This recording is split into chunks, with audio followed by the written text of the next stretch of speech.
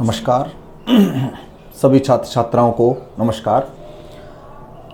आज हम BA second year Hindi साहित्य के प्रथम प्रश्न पत्र के अंतर्गत रस प्रकरण का नियमित अध्ययन जारी रख रहे हैं। पिछली क्लास में हमने रस के भेदों को आरंभ करते हुए पहला जो रस है श्रृंगार रस, उसकी परिभाषा और उसके उदाहरण के बारे में अध्ययन किया था। हमने पढ़ा था कि श्रृंगार रस की परिभाषा क्या है और श्रृंगार रस कितने प्रकार का होता है और श्रृंगार रस का उदाहरण क्या है और उसका विश्लेषण किस प्रकार से होता है। ये हमने पिछली क्लास में हमने पढ़ा था। अब इस क्रम को आगे बढ़ाते हुए हमने एक भेद श्रृंगार रस का कर लिया था, जो था संयोग श्रृंगार। अब हम संयोग श्रृंगार से आगे बढ़ते हुए उसका दूसरा भेद वियोग श्रृंगार के बारे में आज उसके बारे में अध्ययन करेंगे। देखिए, परिभाषा के रूप में मैंने आपको बताया था कि हमें परिभाषा केवल एक बार याद रखनी है कि जो परिभाषा है उसमें केवल हमें क्या परिवर्तित करना है, केवल स्थायी भाव का हमें परिवर्तन करना है। इसलिए बार बार उस परिभाषा को लिखने की आवश्यकता नहीं है। आपको केवल क्या अंतर करना है, एक बार मैं पुनः आपको दोबारा बता देता हूं कि क्या है। सहृदय के चित्त में, सहृदय के चित्त में, सहृदय के चित्त में जब रति नामक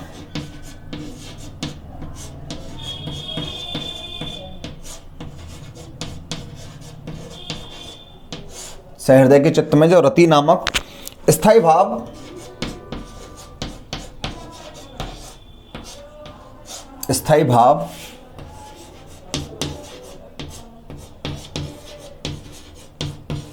विभाव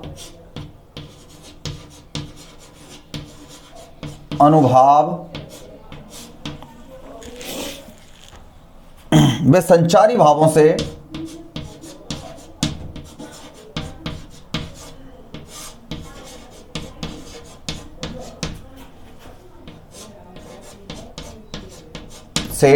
पुष्ट होकर, संचारी भावों से पुष्ट होकर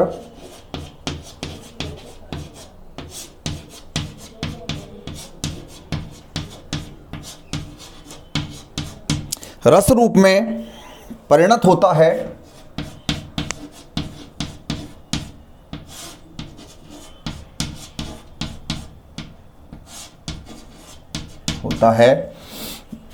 उसे श्रृंगार रस कहते हैं।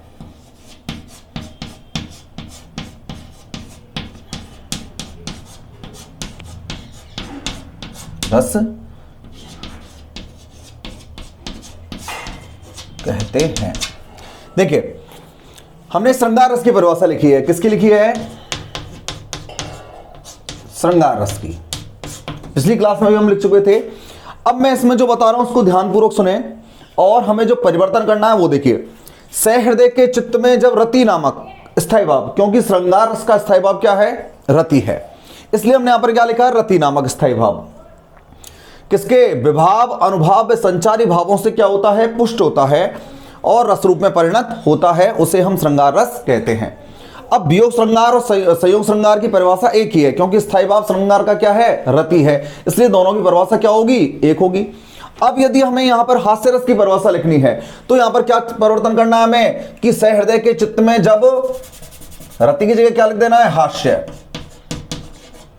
हास्य नामक स्थायी भाव विभाव अनुभाव से संचारी भावों से पुष्ट होकर रस रूप में परिणत होता है, तो उसे क्या कहेंगे? यहां परिवर्तन करना है, क्या कहेंगे? हास्य रस कहेंगे। यह परिवर्तन होना है बस। तो आपको परिभाषा एक याद रखनी है, बस क्या परिवर्तन करना है? उसके स्थायी भाव में परिवर्तन करना है और अंत में कौन सा रस है उसके बारे में हमें परिवर्तन करना है। बाकी की जो परिभाषा है उसमें कोई ज्यादा अंतर नहीं है। देखिए, अब आगे बढ़ते हुए हम इसके दूसरे भेद जो है इसका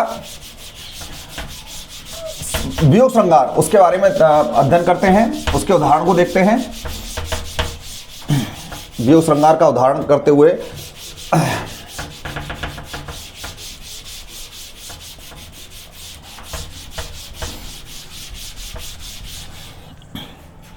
देखिए, वियोग श्रृंगार का उदाहरण देख रहे हैं हम।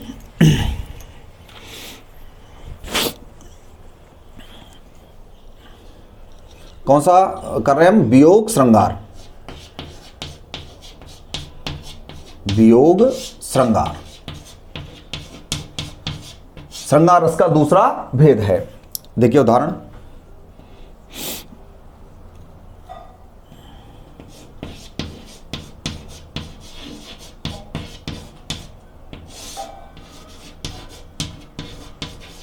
निरखत अंक श्याम सुंदर के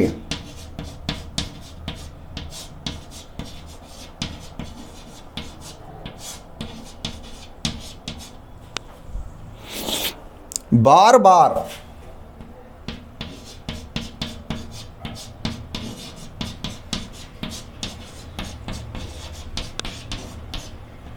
लावती छाती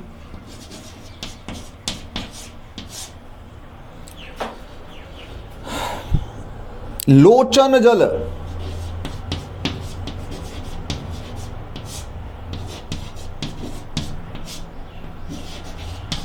कागद मसी मिलके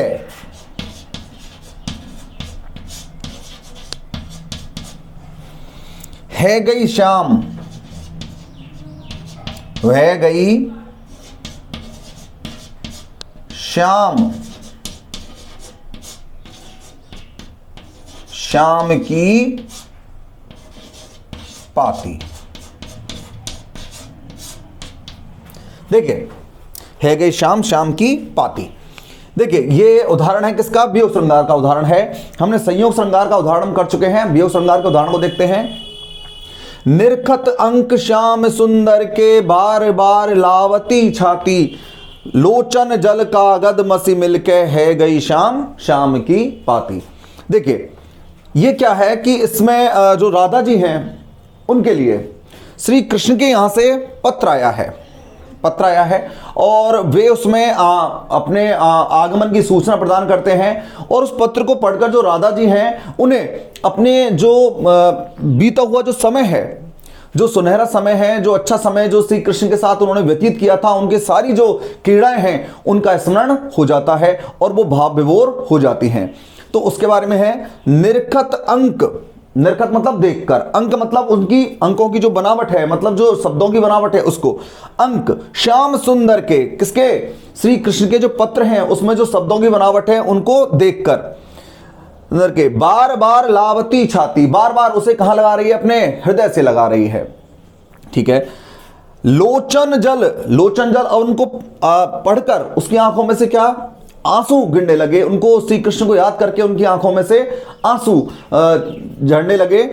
लोचन जल कहां गिरने लगे? पत्र पर।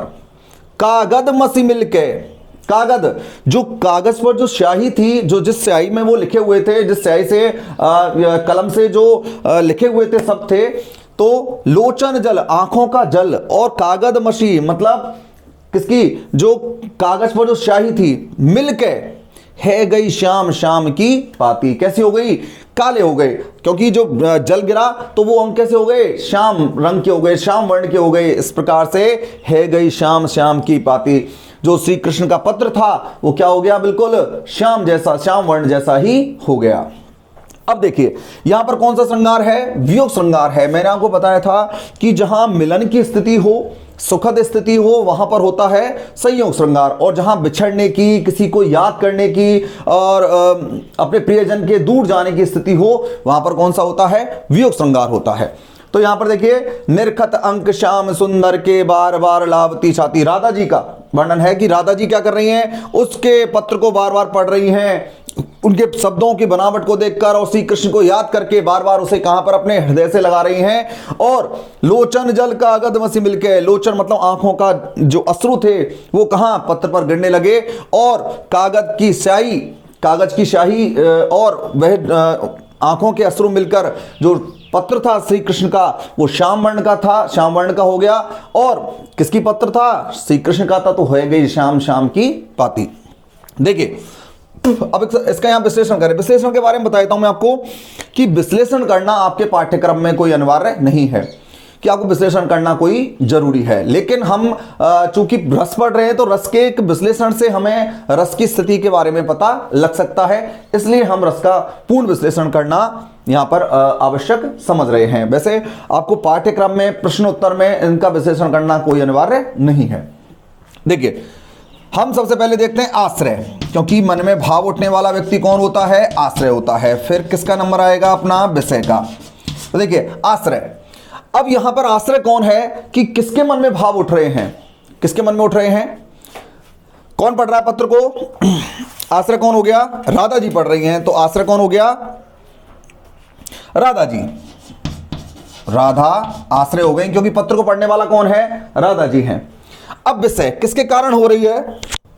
अब राधा जी के मन में जो भाव हैं वो क्यों उठ रहे हैं? किस कारण से उठ रहे हैं? पत्र को देखकर। तो कृष्ण का पत्र, विषय क्या हो जाएगा? कृष्ण का पत्र।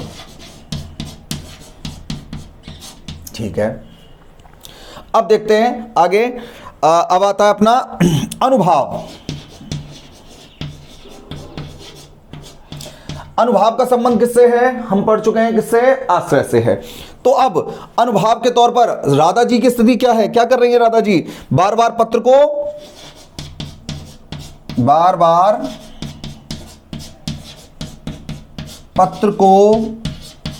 पढ़ना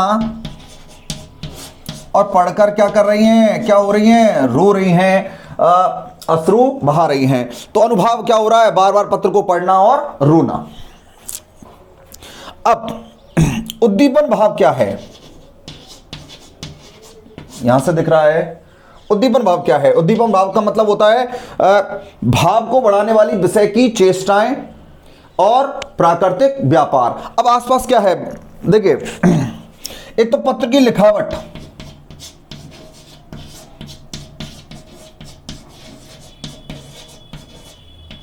पत्र की लिखावट, और आसपास की क्या है? उसकी सखियां।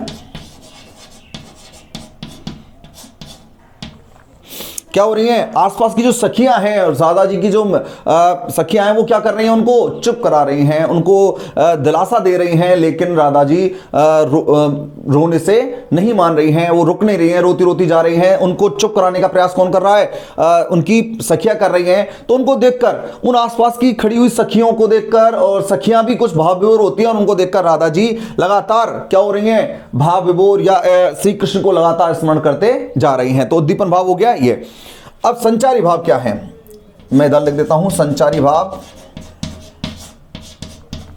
संचारी भाव कौन कौन से हो जाएंगे? स्मरण, मोह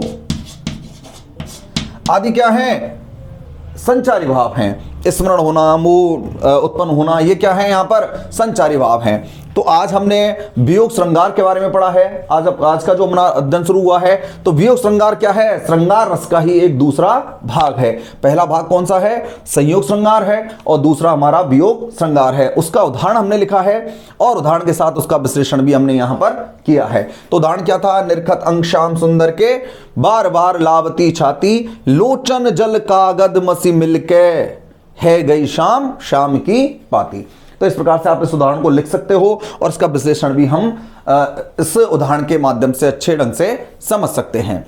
अब हम अगला जो हमारा रस है उसके बारे में हम अध्ययन प्राप्त करते हैं। उसके बारे में देखते हैं कौन सा रस आता है अपना अगला। देख लीजिए, इसका विश्लेषण मैं आपको लिख चुका हूं, उदाहरण इसका आपके सामने है। और अब हम आगे बढ़ते हुए अगले रस का अध्ययन करते हैं। लिख लिया होगा आप सबने। देखिए,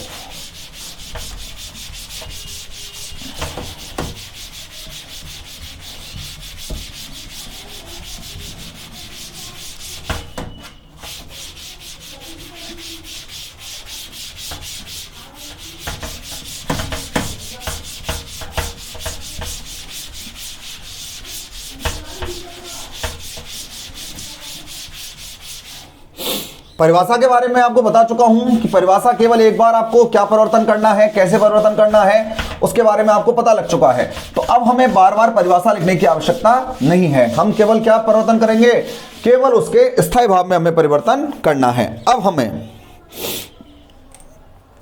अब अगला जो हमारा रस आएगा वो है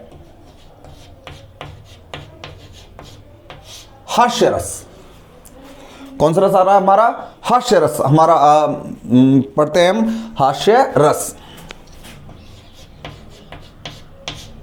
तो हास्य रस कैसे कहेंगे, हमें क्या करना है, केवल एक जगह हमें क्या परिवर्तन करना है, स्थायी भाव में किसका क्या लिखना है, हास्य लिखना है। जैसे मैंने आपको बताया था, सहृदय के चित्त में जब हास्य नामक स्थायी भाव विभाव अनुभाव व संचारी भावों से पुष्ट होकर रस रूप में परिणत होता है तो उसे हम हास्य रस कहते हैं। तो आपको परिवर्तन कहां करना है, केवल स्थायी भाव में आपको परिवर्तन करना है, और कौन सा रस है ये आपको लिखना है।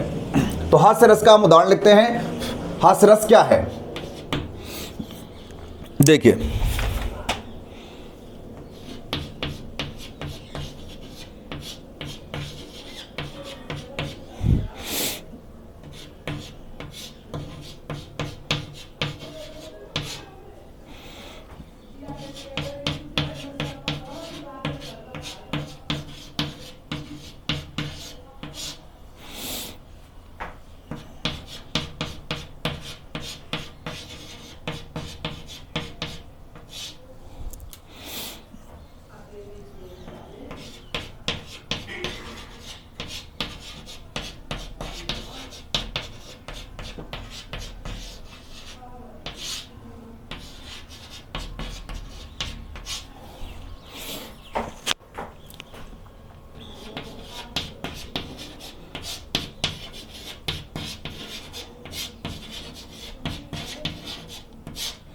मुनि उकसही उकलाही,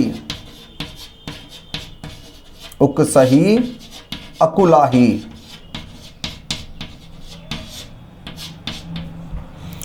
देख दशा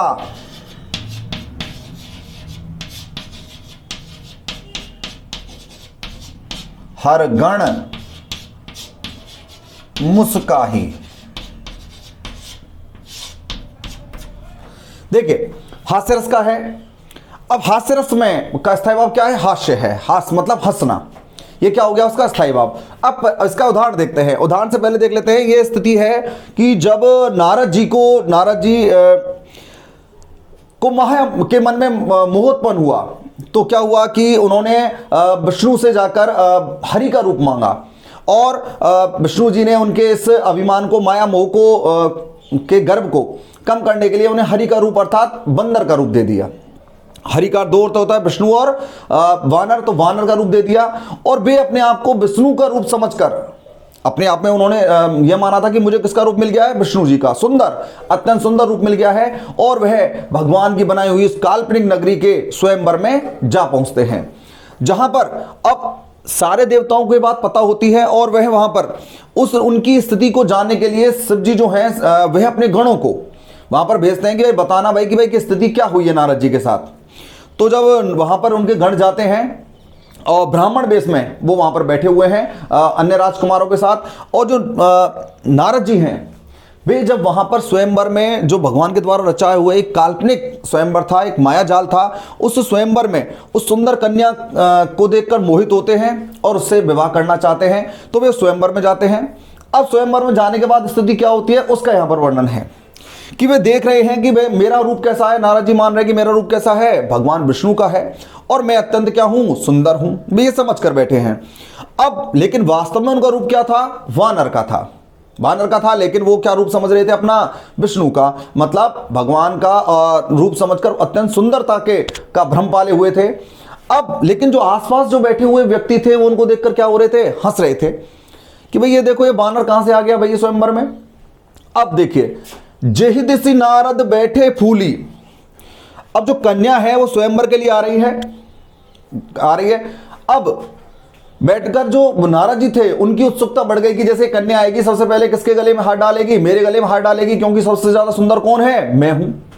तो ये इसका वर्णन है, जेहि दिसि नारद बैठे फूली, कि जिस दिशा में नारद जी क्या हुए थे, फूली मतलब बड़े ही प्रसन्न होकर बैठे हुए थे। सो दिसी ते ही ने बिलो की भूली, उस दिशा में ते ही ने बिलो की मतलब देखा, भूली मतलब भूलकर, उस दिशा में उस कन्या ने भूलकर भी नहीं देखा। किधर, जहां नारद जी बैठे हुए थे वहां पर उस कन्या ने भूलकर भी नहीं देखा, मतलब उस ओर देखा ही नहीं। पुनि पुनि मुनि उकसई अकुलाही, पुनि पुनि बार बार, मुनि मतलब नारद जी, उकसई खड़े हो रहे हैं, अकुलाही मतलब अकुलाहट से, उत्कंठा से, उत्सुकता से क्या हो रहे हैं, बार बार खड़े हो रहे हैं कि कन्या आएगी और मेरे गले में हार डाल देगी। उकलाही देख दशा हर गण मुस्काही, और उनकी इस स्थिति को देखकर वहां पर बैठे हुए जो गण थे और अन्य व्यक्ति थे वो क्या होने लगे, हंसने लगे कि भाई देखो ये वानर का रूप धारण करके और इस सुंदर कन्या से विवाह करने के लिए कितना आतुर हो रहा है। तो यहां पर किसकी उपस्थिति देखते हैं हम, हास्य की उपस्थिति देखते हैं, हास्य रस की उपस्थिति देखते हैं कि देखिए जही दिशी नारद बैठे फूली, जिस दिशा में नारद जी कैसे बैठे हुए थे, प्रसन्न होकर बैठे हुए थे, उस दिशा में उस कन्या ने भूल कर भी नहीं देखा। पुनि पुनि मुनि उकसई अकुलाही, बार बार जो मुनि हैं, नारद जी हैं, वो उनकी जो उत्कंठा है, उत्सुकता से वो बार बार खड़े हो रहे हैं, अपने स्थान से खड़े होकर देख रहे हैं कि ये कन्या कब आएगी और कब मेरे गले में ये हार डालेगी। अब उनकी अकुलाहट को देखकर देख दशा हर गण मुस्काही, जो गण हैं शिव जी के जो वहां पर भेजे गए थे, वहां पर वे नारद जी की उस स्थिति को देखकर क्या करते हैं, बड़ी हंसते हैं कि भाई देखो ये नारद जी जो हैं किसका रूप धारण करके आ गए हैं, वानर का रूप धारण करके, और इस कन्या से विवाह का स्वप्न देख रहे हैं। तो उनकी स्थिति कैसी हो जाती है, वहां पर हास्यास्पद स्थिति वहां पर होती है। तो रस कौन सा है, हास्य रस है। अब इसका विश्लेषण कर लेते हैं जल्दी से। देखिए आश्रय कौन है, आश्रय किसके मन में भाव उठ रहा है, किसके मन में, देख दशा हर गण मुस्काही, कौन कर रहा है उनकी इस स्थिति का वर्णन, कौन कर रहा है, गण कर रहे हैं। तो कौन हो जाएगा, आश्रय हर गण, जो गण हैं शिव जी के वो क्या हो जाएंगे, इसके आश्रय हो जाएंगे, उनके मन में भाव उठ रहे हैं। विषय कौन है, किसके कारण उठ रहे हैं, कौन है, नारद जी। उद्दीपन, अब उनकी हंसी का कारण और क्या बढ़ रहा है, भाई नारद जी को देखकर हंस रहे हैं वो, तो विषय हो गया नारद, और भाव किसके मन में उठ रहे हैं, गणों के मन में। अब उद्दीपन क्या है, उनके भाव को बढ़ाने वाली स्थिति क्या है, नारद का वानर रूप और बार बार उठना,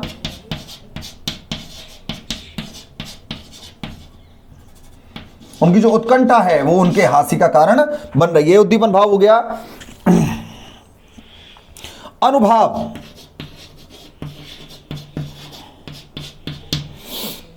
नारद को देखकर क्या कर रहे हैं, वो हंस रहे हैं, नारद को देखकर हंसना। और संचारी भाव में क्या हो जाएगा, हर्ष, प्रसन्नता, चंचलता,